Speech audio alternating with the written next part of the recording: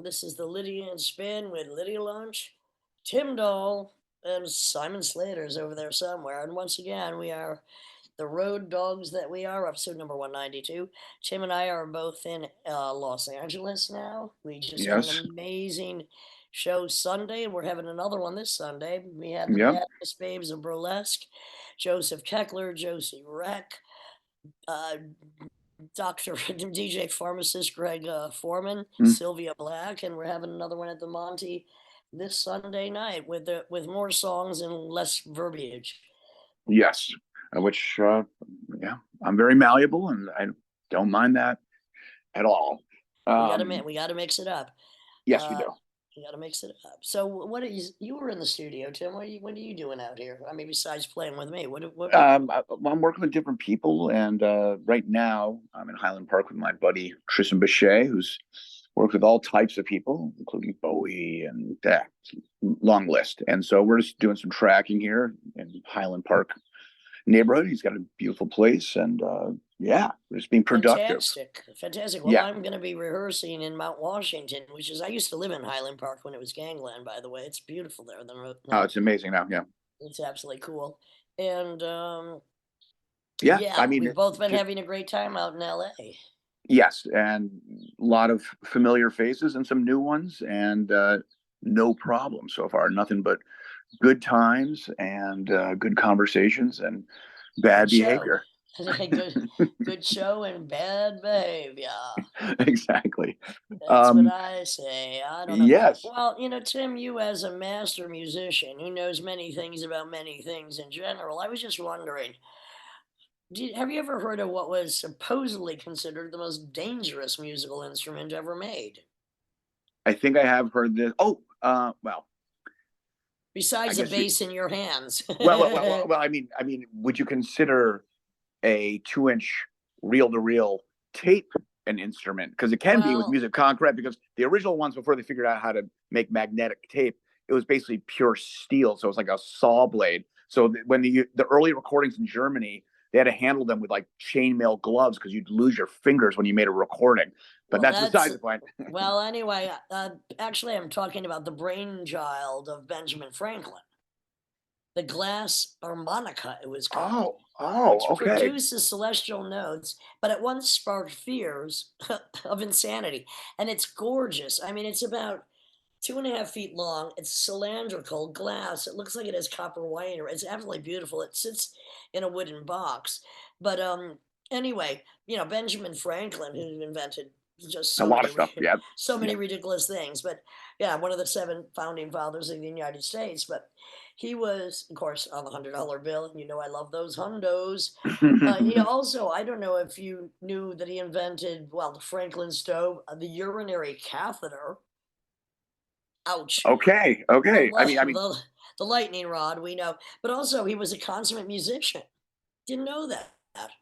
I you Didn't know know I that. always I always love it when I find out a major figure in politics was a music. Well, Well, Farrakhan being a classical violinist. That's well. better than Clinton be a sax player. Well, anyway, Franklin was fired up in 1761 when he heard this otherworldly sound that inspired him to invent one of the most beguiling creations, and he called it the glass harmonica. So, and kind of like when you rub your fingers across a wine glass to make it Yep, sing, yep.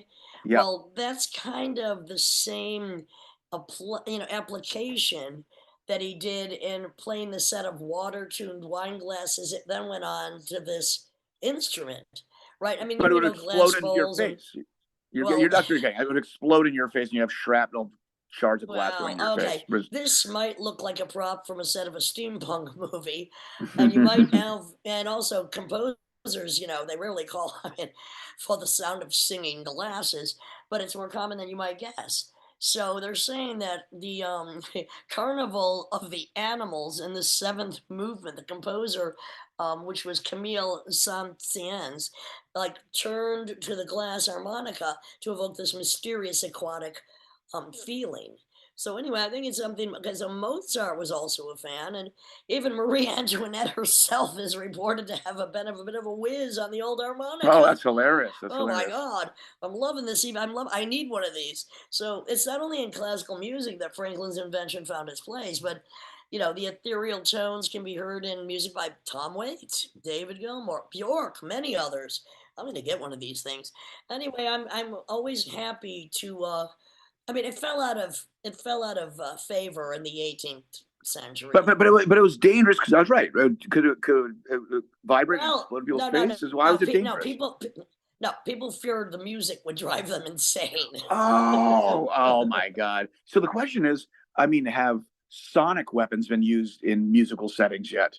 Well, I mean, Um, okay, let's hang on. So it was the German musicologist Friedrich Roschlik who strongly advised people to avoid playing it because the harmonica, quote unquote, excessively stimulates the nerves. It plunges the player into a nagging depression and hence into a dark and melancholy mood that is what? apt method for slow self-annihilation. Well, I turn on the fucking radio and that makes me want to kill myself immediately, so I don't know what he's talking about. But anyway, more to be investigated. I'm going to send you the rest of this article. It's too lengthy to go into, but this is, I always love to stump you. It's a rare thing.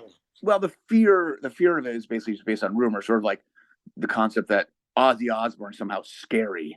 I mean, it was just like a rumor that was going around. It wasn't really. I really thought the vibration, if it was glass, it would just like explode in people's faces. But Well, that's where my mind is. Ben Frank was a little bit more creative than that. So, Yes, anyways, what yes. you got? What you got for me, Well, man? I've got a few things here. Well, let's keep it short and sweet. We got John Tottenham on this episode to get to. Well, did you hear about the train derailment in Arizona that was filled with corn syrup? And To town. well, fortunately, it was in the desert, so no one got hurt. So it has nothing like He's the Boston Palestine. the Boston molasses disaster of 1919 when 2.3 million gallons of molasses exploded in this kind of like a water tower thing on a hot summer You day. thought the Boston Tea Party was a bad day, Oh and now no. we got the molasses Well, party. we talked about this. Like so that one, 21 people died and 150 people were injured because it's basically a tsunami of molasses going down a city street, and everyone's running away. And you'd think molasses would be slow, but it was No, fast no. enough to basically consume people. And so this one was fortunately in the desert. No one got hurt. Just there's corn syrup all over the sand. Um, let's see. A 25-year-old in the Netherlands is being charged for rape and quote unquote this new term stealthing. Wait, stealth or stealthing? Stealthing because the woman asked, they're having sex. The woman asked him to wear a condom, and he kind of took it off halfway through the act, and she wasn't into it. And That's so, called being an asshole. yeah, he's definitely an asshole. Well, he's being charged with rape now, so it's a Well, I serious mean, one. you know, I wouldn't.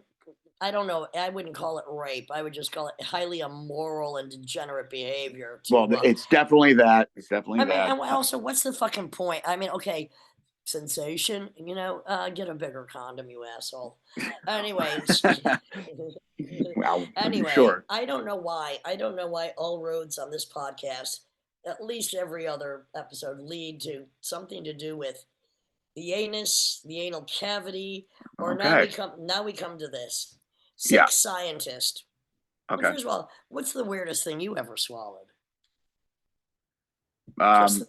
you can sit on that and think about it for a Yeah, minute. yeah. All Okay, right, let I me think just I've cut swallowed right some in. stuff. I gotta think what that is. I Yeah, think I've swallowed some stuff too, and I'm not against swallowing more, but here we go. I have some pretty gross answers, but go ahead.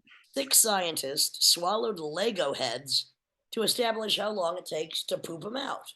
I mean, what That goes sounds. in must come out. Okay, and this isn't, Life Science, one of my favorite online magazines. Pre-shat score, post-shat score, fart score. Well, you'd be familiar with these tests and terms if you had read volume 55 of the Journal of Pediatrics and Child Health. Why? Well, because in 2018, a group of researchers decided to find out how long it takes to poop out a Lego. I mean, I mean, does that other, vary from person to person? well, okay, six pediatric healthcare professionals took on the challenge in a study entitled Everything is Awesome, Don't Forget the Lego. The brave volunteers had to pass 3 exclusion criteria to participate. First, previous gastrointestinal surgery, inability to ingest foreign objects, aversion to searching through fecal matter. If you had any of No boy. those, you're on of those.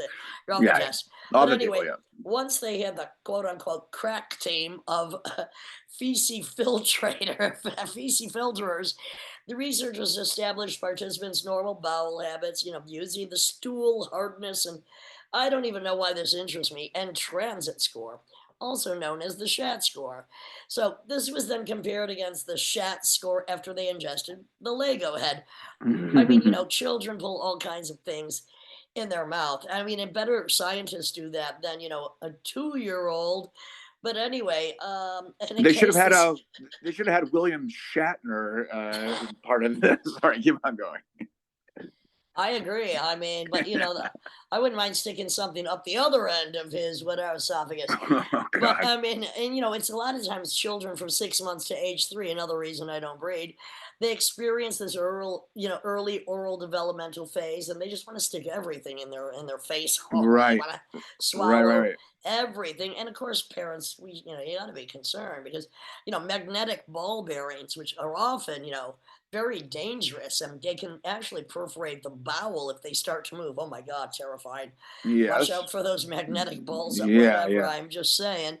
Wow, and I always thought those were nothing. And anyway, um, and let's not forget the fable of the astrophysicist who got magnets stuck up his nose trying to create a device that would stop people touching their faces during COVID 19. Bad idea. I Okay. kind of missed that one.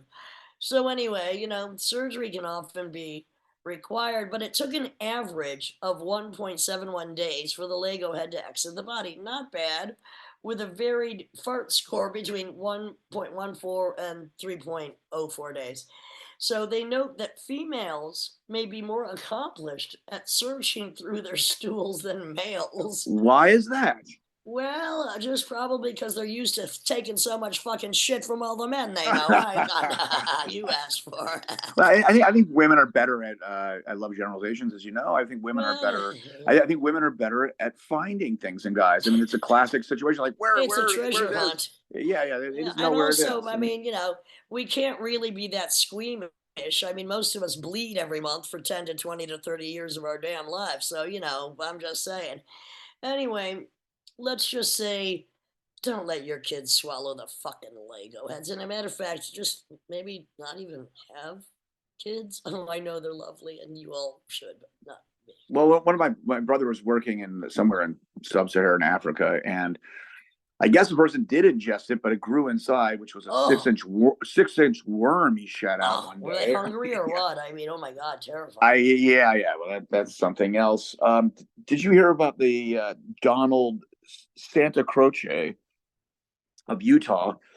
Just got Please arrested. fill me in. Please fill me in. He just got arrested for robbing a bank for $1. Oh Um, my God. yeah, Choking on a quarter. Hang on. yeah, exactly. What? Yeah, yeah. What? He says, "Stick up, give me $1." I want one. Can I have one rib and $1? Yeah, Why he did had. he only need $1? And by the way, Well, I mean, why is it a stick up? Can't you could ask anyone in a bank and they'd probably say, all I got is 50 cents. I mean, no, in no time you're gonna have it. well, they were amused. They gave him the $1 and then called the oh, cops, and he oh, was arrested. that's He was arrested. pathetic. Well, the thing is, the guy wanted to go to federal prison. My hunch is they Oh, didn't tell the details. okay. I think he already was in jail, and coming out to the world was just too much. He just wanted to go back. Didn't want to Oh, hurt anyone, and that's they kind don't of know. sad. It's Yeah. sad. The whole thing's I sad. mean, not Exactly. only that, it's pathetic, but I know. so But be if you it. but if you want to go back to jail anyways, why $1? I I guess if know. you, I mean, I guess if we ask for a shitload of money and then the cops But like come out but shoot you, look, I don't know. but bank robbing is bank robbing, whether it's for $1, 10,000, or $1,000,000. I mean, it's still considered bank robbing. Yep, yeah, well, it's a federal Uh, crime, so he wanted to go to federal prison. Anyhow, I wonder how the judge is going to handle that one. He's going to say, "Oh, you're just mentally ill," or it's I mean, really, it's just a desperate well, man doing a desperate act. I have a feeling it depends on the color of his skin, how much time he's going to get for that little fucking stunt. Well, it's Utah, so he's most likely white. Shit. Yeah. Anyway, I don't know. All right. Well, and those are my stories of. Well, and you know what? Those are mine. And all I know is I am thrilled that we have as one of our, few repeat attenders, Yes. the incredible John Tottenham, who was so stellar at Zebulon the other Oh, night. knocked it out of the park. And he's Beyond. got, he has an unpublished novel. He writes for artillery.com magazine, and he's going to start us off and maybe even finish some of us off with some of his incredible poetry. Dear friend of ours, that's John Tottenham. This is the Lydians. One second. This is the Lydian Spin with Lydia Lunch, Tim Dahl, episode number 192 with John Tottenham. Thank you very much.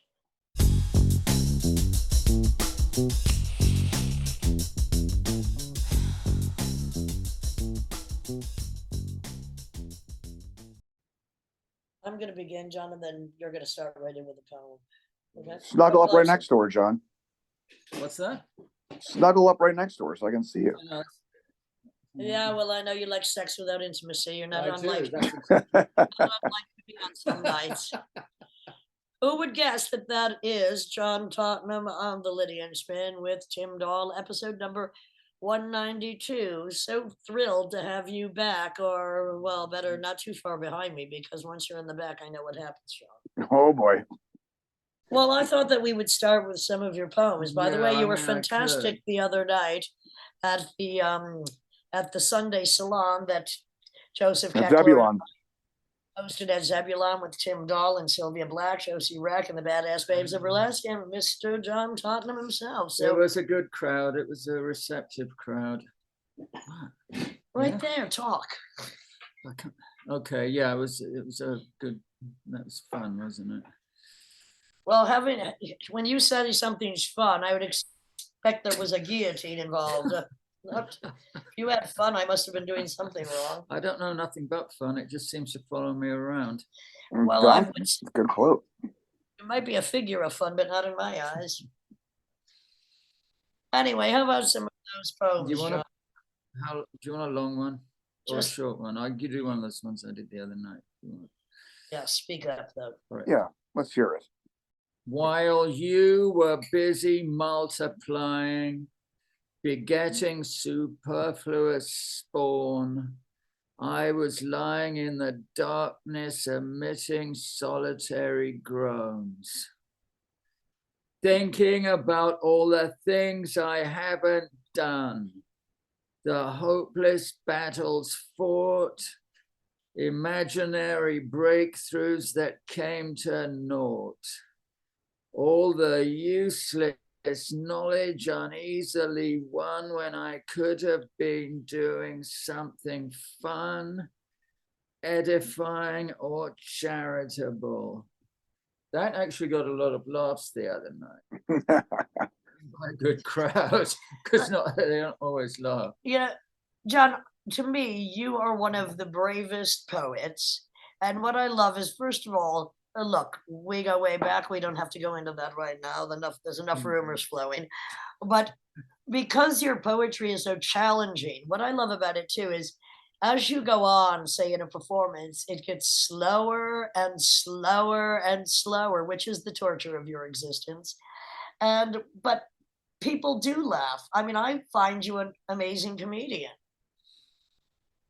Don't cry. Yeah, well, it's sort of too poetic for the stand-up crowd, but it's too comedic for the poetry crowd. It's So perfectly yes. in with us. Exactly. I go on before bands quite often. It tends to go over better then.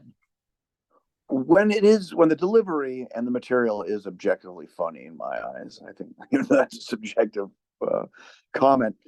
Are you laughing when you write this? I mean, there's so much tragedy, but then there's all this kind of cathartic cadence and expression going on. Are you laughing? Are you like, whoa, that's a good one? You're kind of laughing yourself. Well, I mean, comedy is truth, is it not? Usually, yes. So is tragedy. Well, what do they say? Comedy is tragedy plus time. In a clown's house occasionally. And speak well. Also, maybe your material goes over so well in front of a music crowd is because your delivery is very musical in the sense that you play the rests better than you play you play them equally as well as you play the rhythms, the action, the sound. I mean, I watched you play the crowd the other night, and you hold those rests as long as they possibly could go, and then you kind of hit it perfectly upon its return. I guess that's just Tim is a musician. He understands. I was going to say penetration. I meant pauses, the delivery, the menopause, timber falling. Posing and penetration. He understands all. He hears it from a very educated opinion. Yes, well, he plays with you, and he plays off. Well, and that's enough to make anybody laugh or cry. He's laughing. Tottenham's crying.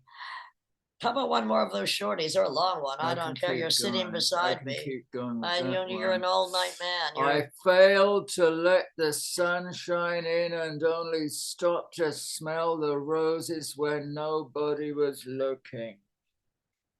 Now the present is blurry, the future is stale, and the past is sadder than rusted braille. Turning the empty pages of all the unchronicled phases, the mythic lift, the staggered decline. You know, you're dribbling off into your own poetic wasteland. Well, you're doing fine without it. What if I give you a blank sheet? Can you just psychically map out a poem of your own tragic existence? This stuff doesn't just pour out of me. Oh, it does pour out of you. It does. I mean, it's like the leak in the. You said you have a slow leak in your ceiling. Is that how you consider what's happening to your soul at this point? It takes a long time. Well, This stuff I never sit down and say I'm going to write a poem about what have you. Failure. I mean, it's like chipping away at a rock. I have all this material and I just sculpt it out. Well, what about it's your more art? like surgery. True. Oh, yes, and it's painful for the listener as well. What about when you're going to write an article? Do those flow more freely, or is that also another form of just agonizing over? Well, it's not very agonizing. I enjoy it. The articles. I enjoy every form of writing. I enjoy it all. It's the articles. It's similar, yeah. I mean, I just accumulate a lot of notes and then I chip away at them and add to them and so forth. Well, you have one an article that you sent me, which I was only able to delve into the first few lines today because I was hoping to hear it firsthand from you. Well, I don't really read them out loud, but you can have a look at it. Well, then what am I talking? You want me to read it for you? They're not suited for oratorial purposes. I think they quite. Oh, so should we just pass these out to everyone who listens to the podcast so they can read it themselves? Good. I mean, they're online. Well, we can talk about the Artillery magazine website. Okay, Artillery. Well, what was the latest? I love the title of your latest piece for Artillery magazine. So anybody interested? Well, about the arts, stop. Well, the first line was about, excuse me, young people. There was a time when not everybody thought they were an artist. Is that my paraphrasing correct? It's called Stop Being Supportive. Well, if I did that to you, where would you be right now? At home under the leak? Yeah, but it's all about, online.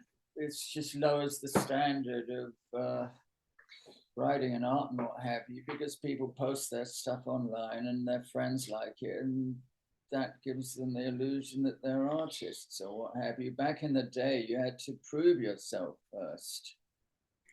It wasn't so easy. Well, there's been different histories of that. Like, obviously, in Europe, if you wanted to be like a painter, you'd have to go through the traditional routes of some kind of art school and all that stuff. And definitely the early American artists, I know a lot of early just American everything is like, this is what I do. I just showed up. I'm doing this. Like you didn't have to go through the same channels. So, but you still had to prove yourself. You still had to prove yourself. But John, you're extremely, your poetry is so other century, otherworldly, and literate, and because obviously, who were you reading growing up in the confines of your solo bedroom as a young man, seething to escape the confines? Yes, indeed. As a teenager, I just read all the normal stuff, Oh, I don't know. the Beats, Kerouac, Bukowski, all that. As a teenager, yeah.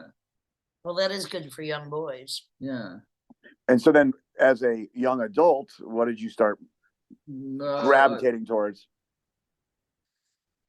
Well, I mean, loads of stuff. I mean, I've studied every root and branch of numerous genres. Negative literary influences. What about Slade? I like Victorian writers. Well, who? George Gissing. I just reread New Grub Street. That's one of my favorite books.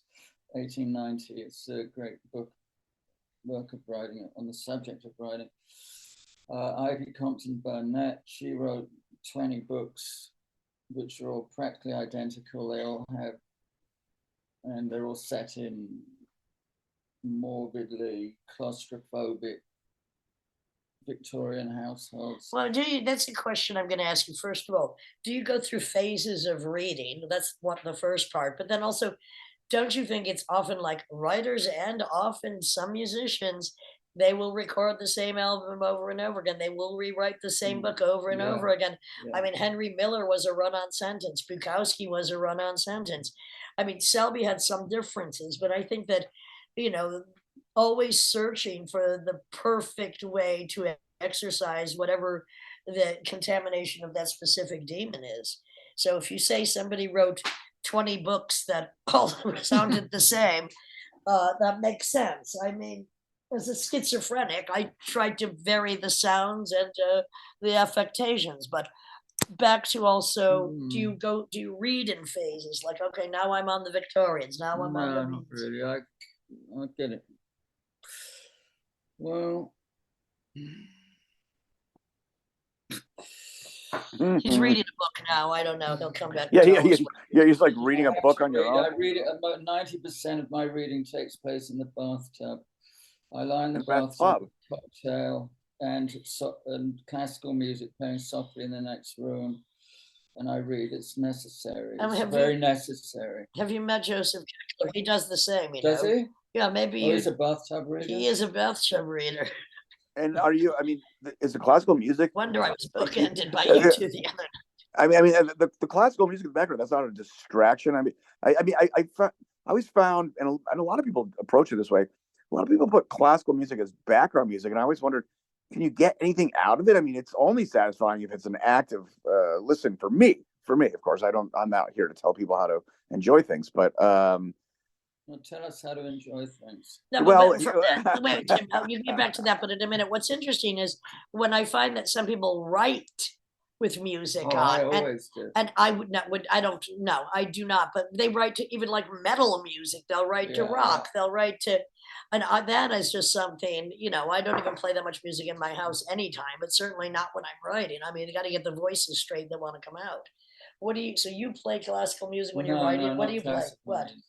Heavy metal? No. What, blues? Yeah, blues records and krautrock, what have you, stuff that's conducive. Well, I mean, there's a big jump between blues and krautrock. Well, how about classical music and blues and krautrock? How about classical kraut blues? I mean, going back to, classical music, you guys are talking about writing the same book 20 times. I mean, Bach, that's like kind of the same. It's another run-on sentence. I mean, it's amazing, and there is variation, but it's the kind of the same general idea the whole time. And yeah, obsessives that kind of do the same thing. I dig if it's a good thing. It's like musicians. Do they read a book while they're composing music? Well, actually, not when they're sitting down doing it. But I have heard of musicians who will read a book and then from that be inspired to write a song. But I can't talk right now. I'm reading a book and writing a song at the same time. Now, I actually could understand that. Well, music, as they say, music, it's the highest art. All other art forms aspire to the condition of music. Well, that's what musicians usually Oh, say. no. It's actually more than that. It's the highest and arguably maybe the lowest too. It can be anything. It can be the smartest. It can be the dumbest thing. And that's why it's so resilient. Let's not name names. We'll be here all night taking up John Tottenham's podcast. It's not mine. It's not mine. Well, it is. This is yours today. It is today. You're the star. You are number 192. Yeah, let's hear another poem, John. You want? Oh, okay. Okay, I'll give you a love poem. That might be better. That'd be beautiful. Love is beautiful. First, he's going to take he's going to wet his whistle with a small bit of whiskey because all writers drink. Oh, yeah. So are you Irish? Are you Irishing up your coffee right now? I'm a lot more Irish than a lot of people who claim to be Irish. Nice. As more biologically or as the writing spirit or both? No, biologically. Okay. I mean, my family is Irish. I spent a lot of time in Ireland. They kicked you out? Well, you were there. Who's your favorite Irish master, or it doesn't even have to be master, favorite Irish writer? Well, it's not that many, honestly, but the obvious one. Joyce? Oh, Beckett, okay. Yeah. I mean, he had probably too much impact on me at an impressionable age. I mean, with one sentence alone, I can't go on. Yeah, I'll go on. That pretty much sums up. Yeah. I can see how you were inspired. I was terribly. That first time I was in LA, I took a Greyhound bus trip from LA to New York, and I read the trilogy, Malloy, Malone Dies, and the Unnameable during the 3 days without sleeping. Ooh. I got up in New York, and that was quite transforming. What year was that, John? No, that's not. Who can remember? Yeah, that's right. Let us speak of love. I am the one, waiting for the one. I have never entered a room without hoping that the one I am waiting for might be found there. Despite decades of disappointment, I still look for it in every face, looking for somebody to become that place, where everything that falls apart falls into place. But if I found it, I wouldn't want it. For as long as the possibility of somebody else wanting me exists, I will always want somebody else. And I realize now that if she, he, they, ever does arrive, it will not be in the prime of either of our lives at a cocktail party with a drink in her hand, but that she is more likely to arrive holding a bedpan, as I am breathing my last in a hospital bed. Only then, with restlessness and hope extinguished, and all other possibilities exhausted, will I finally be ready for the one. Oh, beautiful. All right. Oh, John. Maybe you should get a cat, John. I had one. It ran away from me. Well, say the cat didn't want you. No. Maybe the cat heard your poems and said, well, if that's the way you feel, I'm out of here. See, I mean, what pussy haven't you chased away? I lament that. Actually, let's get back to... I lament the loss of that cat every day. You know what? The beauty is there are about 1 billion cats. Are there that many? I can't get over it. Are there a billion? And I know all cats are special, but I can assure you, why don't we go cat shopping for you? I'll find you the pussy you've been waiting for all your life. I thought I was it at one point, but then I realized it wasn't pussy you were interested in. Turn around, it's fair play. John, what about your paintings? Are you still painting? No, not really. Well, I mean, that was I draw. Doodle? No. Line drawings. ink For drawings. a while, wasn't your subject women with walkers? Yes. Why? I don't know. What about bedpans? No, not yet. Um. That's only a figurative concept. Well. It will happen. They, No. yeah, So, I do John. remember. Yeah. What? Well, I'm interrupted here. So Yeah, do you only listen to music as background music, or do you ever like sit down and that's a good actively? question. Good question. I very rarely just sit and listen to music. Either when I'm driving, that's about Okay. it. What do you listen Okay. to when you're driving? All Rap kinds of station. things. I mean, LA has great Space rap rock, stations. Hawkwind. Hawkwind. Okay, all right. And First show I ever saw was Hawkwind. I did write to them once. They did write back. Oh, really? Well, I was over them by that point. I was 13. do you watch TV or movies? Movies. Does Okay. anyone watch TV? I do, yeah, because TV is now almost better than most Yeah, of movies. course But when it is. was the So- last great movie you saw? Or any movie? What I is saw some of one your last favorites? night. What? Decision to Leave. Is it good? It's very good. It's a Korean film that came out I last know, year. I know Oh, about did you this hear film. about it? I did, yes. Yeah, Yeah, it's no, I awesome. have it on my computer. Oh. I watched Natural Born Killers with Joseph Keckler, who'd never seen it. Oh, really? And I usually go to sleep to forensic murder shows. I actually fell asleep during the Natural 20-minute Born long Killers. riot scene at the end because I was so relaxed. I'm like, oh, that was a good nap. How many people were murdered? Well, I took a little nap. Did you enjoy that film? Oh, I love it, of course. I saw it when it came out, and I had a terrible hangover that Well, day. you should try it again. But what you Really? remember is enough.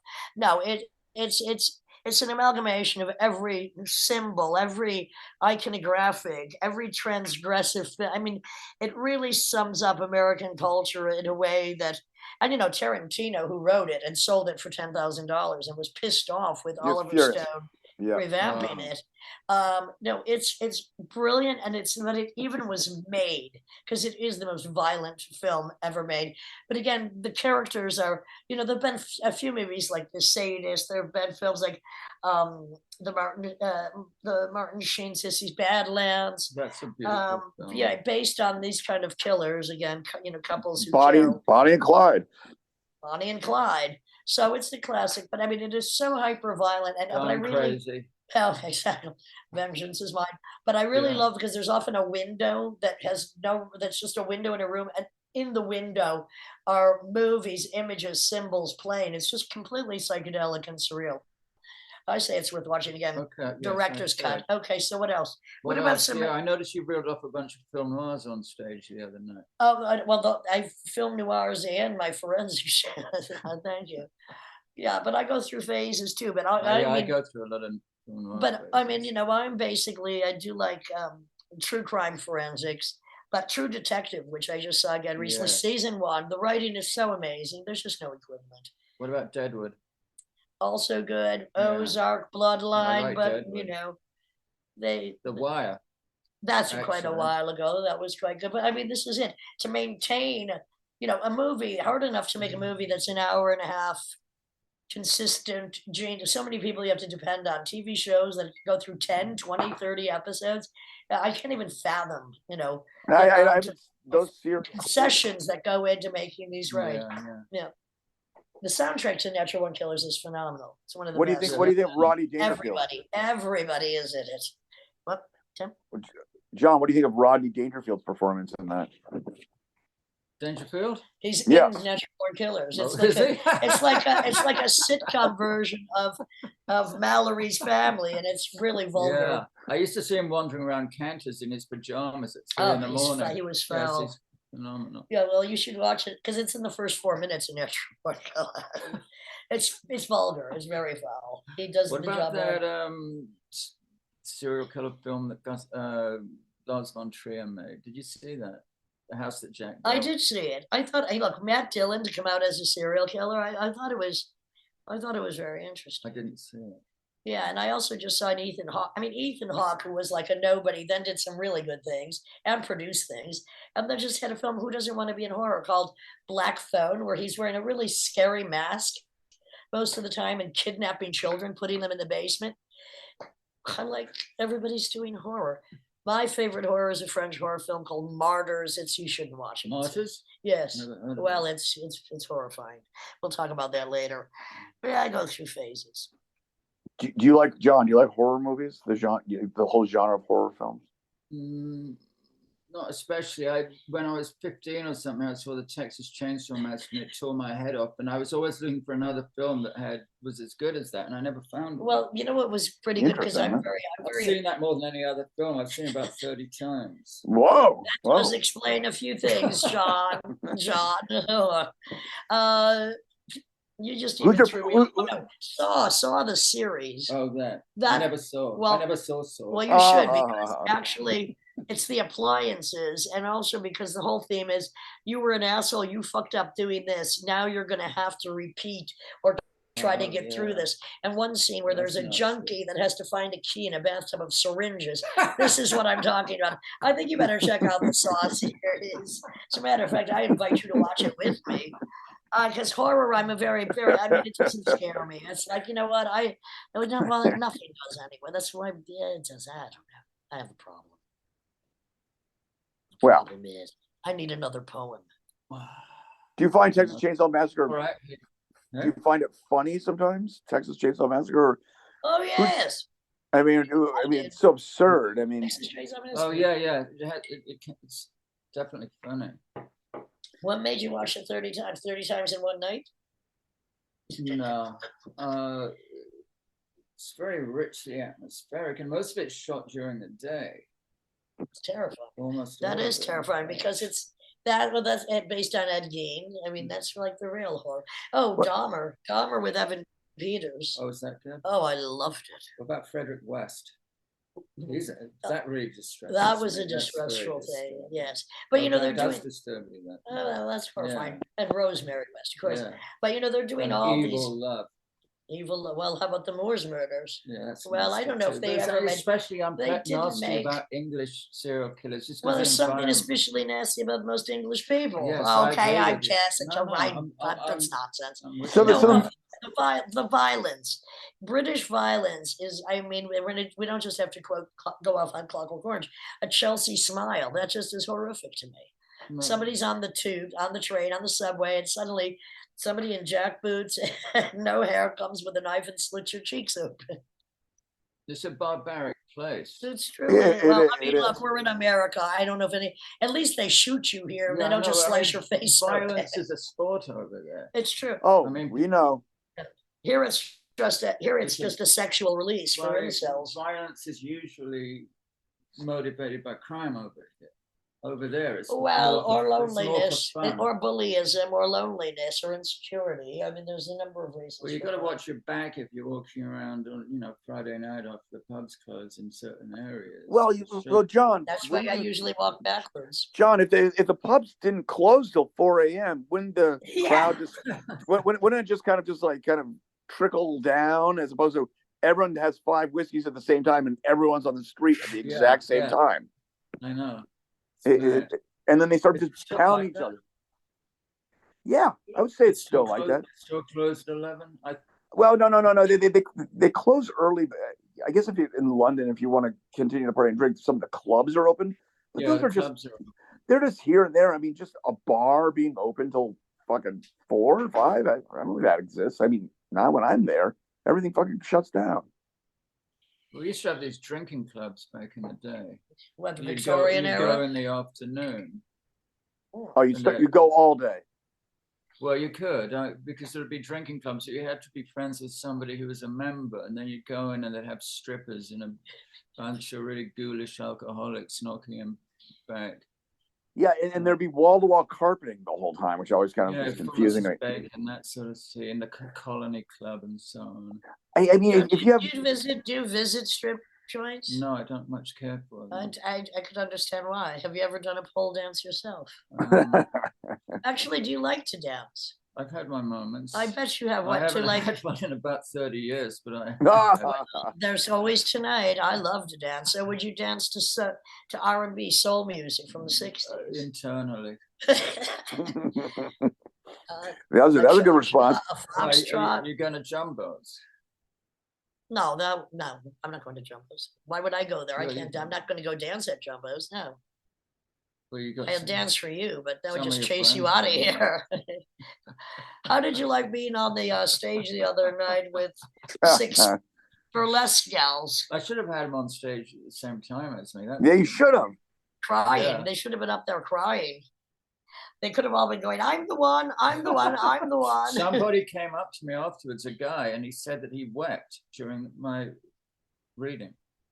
Was that He a wasn't the pickup? only one. Was that a pickup line, or is that just? No, Well, he Tim, was. didn't you he say was that in you a- laughed so hard you almost cried? The guy's in. He's in a Joy Division cover band.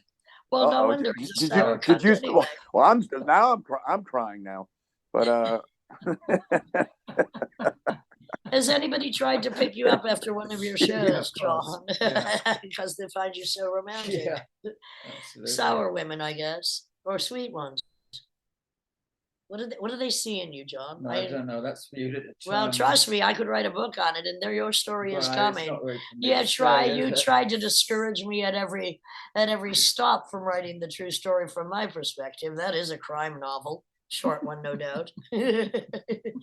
Well, look, we're going to take a little break, and I'm going to fluff John Tottenham up for another reading here. I might give him I might show him what I used to do on the pole, and I well, don't the mean fluff any another, of those. the fluff Yeah, another sandwich. I think it's time to fluff him up, and this is the Lydia and Spin with Lydia Lunch Kimberlin, the poet extraordinaire John Tottenham, the sad and happiest man I know, all rolled into a delightful package. Sorrow Sorrow is my joy. So, John, you got a few things brewing there, some major things brewing. You have a large series in Artillery Magazine online, which I don't know why it's free, but it is. And one of your latest articles, or the latest one that you sent me, well, interested me greatly because we mentioned it earlier that there was a time when not everybody, or Yeah, well, it may come as a surprise to some young people, but there was a time when not every single person was an artist. That every single person is an artist now. I never called myself an artist. I never either. I would never called say that. myself- It would sound awful. I'm a confrontationalist. It's Well, not even a real word. I've never called myself a poet either. Well, that's for me to do with you. So, what about this novel you're sitting on? Yeah, well, I wrote a novel. It's the best thing I've ever done. I poured everything into it. Is it coming out? No. Ah. I wrote a 10-part article in Artillery magazine called Publication in the Age of Negation, which started off as a rant against the publishing industry, documenting my various frustrating interactions with publishers. And it then turned into a send-up of the local literary scene with quite Cutting with characters and dialogue, character and assassinations. Yeah, but no, I don't think anybody would actually recognize themselves because, incidents that's had a basis in reality got. Well, have you tried British publishers? Yes. Have you tried French? What about the French? I haven't tried many publishers. The whole thing, that article was really quite disingenuous because it has in fact been accepted for publication by at least 3 small presses. And you refused. Yeah. Good work. It needs very least highly reputable independent press. Well, it needs publicity. Yeah, I mean, this is what this I is don't like. want to sink without a trace. I mean, it's got to have proper distribution and Trust so me, I forth. understand. Look, this is why I'm not releasing any records and sitting on 2 that are ready to go, because without the right publicity, what is the point? And I'm not one of those that sit around waiting for you to just swipe and like me because I don't care.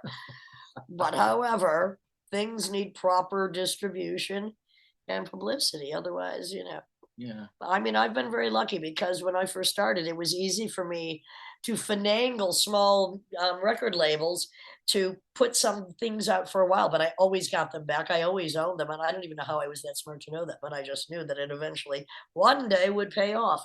Same can't be said for sitting on a novel waiting for your own post-mortem, because there is not much glory in most deaths. Well, it's all about posthumous glory at this point. But I mean, is it though? I mean, Selby has no more glory than when neither does Henry Miller than when they were alive. A lot of people, it's only some rock stars that get glory post-mortem. I don't know. I think Henry Miller celebrated during his lifetime. Well, in Selby France, to some no, extent. well, in France, both of them in France. It broke my heart when Selby's book, Song of the Silent Snow. well, that broke my heart because I didn't like it. But no, when Requiem for a Dream still had hardback copies in London, even when Selby died. I mean, just the way it is for publishing, like the recording industry, we're just on the losing team, John. So it's a good thing we know each other. Some of these we're too stubborn to quit. Musicians get an unfair advantage. They find it very easy to get their work published. If I'd been in some crap band in the 80s, I was in the Cramps for 6 months or something, I wouldn't have much trouble getting my work published at all. Well, I think the difference is too, and this is what puts us on one side of the divide, is, as you said earlier, comedy is reality, brutality is reality. Some people just want something that's more palatable to the average idiots, and that's understandable. But the thing is, I think there used to be, at one point, I don't know when, I think the internet may have crushed a lot of the possibilities of outsider music, art, or literature, which is interesting. You think it would open up or expand it, because, as you said, everybody is now an artist, as if that's a badge of honor. I mean, that's actually an insult. You idiot, why don't you get a fucking job? Like I always say, if you don't have a vision, don't give it a sound. Keep it in the goddamn garage.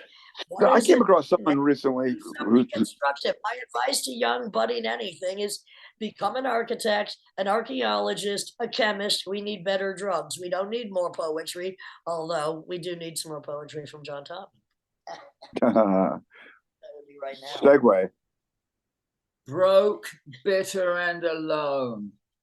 What more could I possibly ask for? I have failed at last, beyond my wildest expectations. I don't understand why I'm still not satisfied. Well, John. Well, that's the other thing. Nowadays, people are just producing stuff, writing at too young an age. Well, we started young. I didn't. But nobody saw it. I waited. I remember those early postcards, those missives. They were fantastic. But you were born old. You might have been born dead for all I know, and you're only now coming into a third revival. It's the Tottenham revival, ladies and gentlemen. He'll be at Jumbo's later tonight, emceeing the gals. If only. Well, born dead. Oh my God. Why do we get along so well, John? Do we? Oh, well, because we never see each other, I guess. No. We always have there's always some little lingering in the back of our burnt hearts for each other. I don't know. Well, there's a few reasons. We can't even discuss those, but I don't know. I guess whoa. You're such a miserable bastard. I tolerate you, and you tolerate me. It's more than can be said for most people. Nice. Let's talk about your relationships for a minute, John. I mean, I know it's been a while. It has. Well, like you said, on break. I mean, if women start turning up with bedpans at your next show, it's going to be a sad night indeed. Most relationships last twice as long as necessary, at least. Well, there is a 2, 5, 7, and 10 year or minute. What's that? Of the scope of the scientific examination of the chemicals produced in a relationship after 2, 5, 7, or 10 years, or 2, 5, 7, or 10 minutes, depending on how much you're paying for it. Also, I mean, people they don't want to be alone. Yeah, I know. But you have no choice, do you? At the moment, I've had a lot of choice. I love being alone. I don't. I mean, I'm not. I'm very needy, actually, but I spread it around so much that nobody notices it. If you're in a relationship, one person gets all your neediness and they do notice it. Well, what about being in a relationship with somebody who's not freaking needy for once? That can freak some people out. Yeah. That might be the problem I have with men. It's like, I don't need. You're lucky if I want you, asshole. At least for now. At least for that. At least for this. How about John, have you had good luck with others, partners? I think you're heterosexual. You had good luck with partners where they're more needy than you. Well, yeah, that's usually the case. Okay. And so is that when that is like a double? That's like double repulsion. In my book, relationships. I love want. Want, yes. Need, no. There's a difference. I always say to fill the void within, only the self will suffice. But John, if you filled yourself with yourself, well, you already have. You're just emptying it out now slowly with each poem, with each article. It's all product, no process. With each unpublished novel. How many does one need? Let's not forget Selby's last book, 16 years in the making, and maybe he should have stopped. Song of the Silent Snow? Yeah, well. I didn't read it. It's very short, too. He said it was like the ghost in the doorway. Anyway, what gives you joy, John? Taking long baths. Do you cook?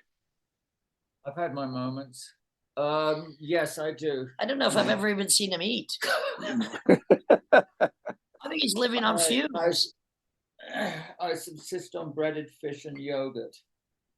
Oh God! Do you actually Trader Joe's? I thought you went down to the LA River and were fly fishing by night.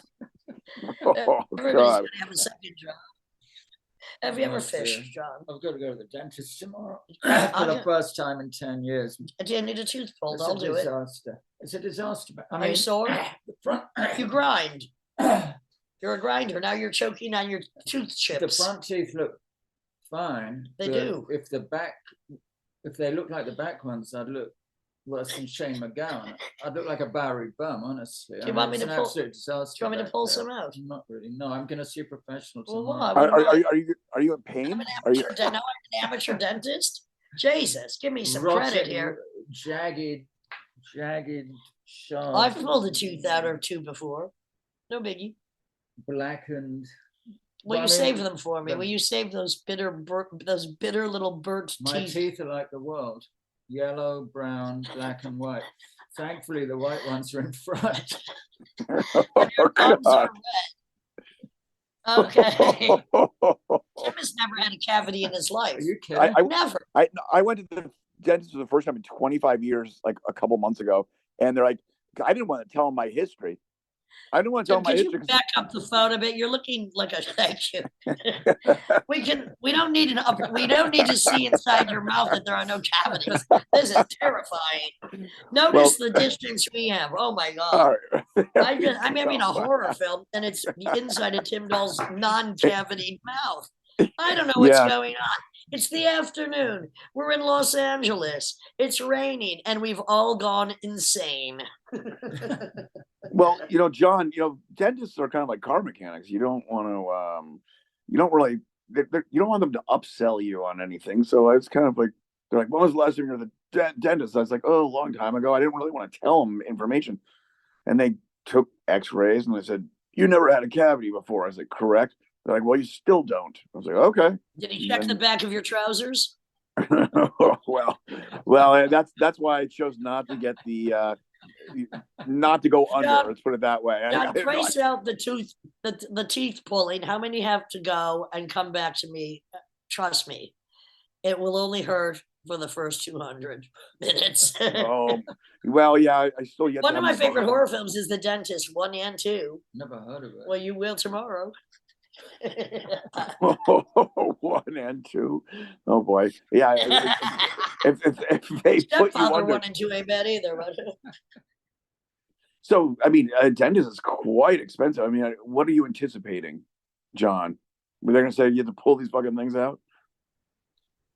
I have Well, I don't want to get dentures. That would be awful. It changes the shape of your face. I guess implants do the same thing. That. Yeah. Well, I mean, Well, and I mean, John, we all know you're so gorgeous. You wouldn't want to change anything. At least I say. Well, I'm not being sarcastic here. I mean, are you in pain? Are you in pain with your teeth? Always. It comes and goes. Can I rub some clove oil on your back molars when we're done with this, please? Cayenne is also good. You know, it's a counter irritant. We'll get a little cayenne back there. Then you can tell me who's your daddy. Where are you, Tim? In bed. It's obvious. What neighborhood are you in? El Sereno right now. Oh, really? An Yes. up-and-coming neighborhood. Apparently. Left. Yeah.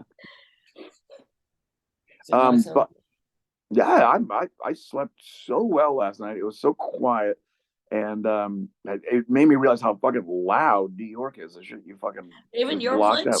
I mean, your place is loud. You know, we have that hospital down the street, so we get these ambulances that come whistling by kind of steadily. So well, you know, all I have is the trundler upstairs who pretends it's Roman Polanski's Tenant Part 3, who just trundles repeatedly through the middle of the night.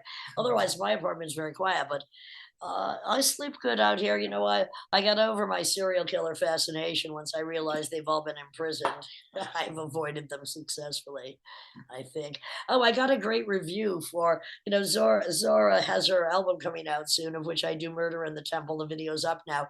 And the review of me said my contribution was, I sounded like a cross between a serial killer and Marilyn Monroe. I'm like, well, better than a serial killer and Marilyn Manson, I guess. That might be the best review of my life. I didn't think I sounded like either of them. So, John, what's on the agenda? What's on the agenda this weekend for you, or the rest of this week? Yeah, it's obviously the highlight. The show and this. I mean, the last 2 weeks have been pretty eventful. Well, I'm not going to blame you, but you were the last performance at the All Bar, which we were supposed to play at, but it closed down. Was that really the last show? It's closed. First World is closed. Everything is closing down. So that was and what was sold in Yucca Valley. Yeah. Yes. Well, First World closed. We were there also. Right. I think I don't know. I'm seeing a pattern here. Well, I opened the show for Dean Wareham at the Old Bar in Yucca Valley Saturday before last. That was fun, and I guess it's closed now. Do you get a lot of gigs? Quite a few. I mean, do they come to you? Yeah, I don't look for them. Yeah. I'm happy to hear that. Surely, I try to put you on and get you up there as often as possible. In a matter of speaking. Yeah, I wasn't gonna go there. Well, not for a while. You haven't. I'm telling. I gotta. So you're gonna play out in the desert? There's another joint I thought about. The saloon. No, Trading Post. Pappy and Harry. In Wonder Valley. It's a bit remote. No, I don't know. We'll look into it. It doesn't matter. Yeah. We're here. It doesn't matter. I mean, I wasn't counting on that just for my life choices. So it doesn't matter. It doesn't really matter. All right. Anything else you want to promote, John, besides yourself? Let's see. You want to finish with a poem? Do you want to finish with an article? Well, Tim wants entertainment because he's lying in bed. What do you You want a poem? He does. I'll a poem. Do you ever have music behind you, yes, John? quite often. Really? What kind? Well, you know, Elaine offered to come up behind me. Oh, do just some like electronic stuff. Well, that'd be our good friend Elaine Carey, who actually just texted me. Well, I can't answer until we're done. She texted me too, but that's a. Well, maybe she'll be on the podcast. No, maybe she knows you're here. Maybe she wants to put something behind you besides music. She knows where the Action Jackson is. Right. So I mean, in England they like bullying. Do you ever bully someone, like shove them in the schoolyard? Like, hey, you want a poem? Did I? Tottenham bullies people into hearing his poems. See, I bully him into telling us his poems. I love that idea. You're going to hear a poem whether you like it or not. Yeah, I do have musical accompaniment sometimes. Do you ever have any sexy musical accompaniment? Any saxophones? Yeah, that'd be ideal. Well, we'll talk about that later. You want? All right. We do. We'll give us a goodie. I saw the sun rise by accident. It was a horrible sight. Annoyed by its splendor, I sought refuge in a moist pillow and laid there alone at the dawn of another day that brought me closer to death, pondering the vanity of my solitude, the vanity of procrastination, and the tiresome inevitability of waking up again the same person. It might still be possible to change, but obstinately I remain the same, hoping that others might take solace in my consistency. But perhaps they take no solace in it. Perhaps they too find it tedious. I paraphrase that badly. John, I feel, I don't know, there's something about our relationship. It feels like we were married in a different lifetime, or maybe even in this lifetime for a short period. But I mean, I must have brought you so much joy. Because you certainly didn't bring me much, but I didn't come to you for joy or comfort. I came to you for comedy, the comedy and terror of tragedy. Stand-up tragedy, that's what we do. It's the John Tottenham show. It's what he does. I just noticed that the rug matches that picture on the wall.